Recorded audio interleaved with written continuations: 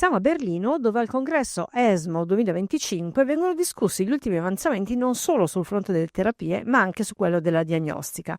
Noi parliamo in particolare del ruolo crescente della risonanza magnetica nella diagnosi del tumore della prostata e dei dati di uno studio, lo studio PROCOM, che ne supportano l'importanza, con il professor Bernd Hamm dell'ospedale universitario della Charité di Berlino. Professor Hamm, could you briefly outline the design and the main objectives of the PROCOM study and what clinical question it aimed to address regarding the use of MRI in prostate cancer diagnosis? So we came up with this idea many years ago in 2017 when there was a discussion to perform the MR before the second biopsy in the case of the first biopsy was negative. So we were thinking about what might be the result if we don't see any lesion in the prostate. Is this a reliable result or not? And therefore, to reflect the real-world scenario, we invited more than 50 urological practices to send their patients, and the design was that they should submit their patient for a multiparametric MRI in case that the PSA is elevated. That means that there is high suspicion of having prostate cancer. And in those who don't have a lesion, the idea was not to biopsy these patients and to have a follow-up in these patients after for a period of 3 years. So the PROCOM study included nearly 600 participants. What were the key findings regarding the accuracy of pre-biopsy MRI in detecting clinical significant prostate cancer in biopsy-naive men? The results reflecting the real-world scenario, as already mentioned, was quite surprising, since 48%, let's say nearly half of the patients, did not show any significant lesion on prostate MRI, even if the PSA was elevated. So this indicates that we might avoid biopsy in many of the patients who are suspicious of having prostate cancer only due to the PSA.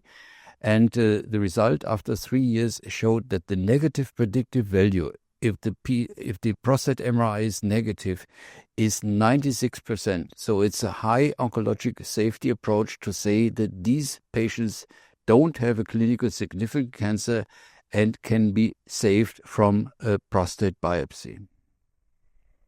You describe these findings as supporting a paradigm shift in prostate cancer diagnostics.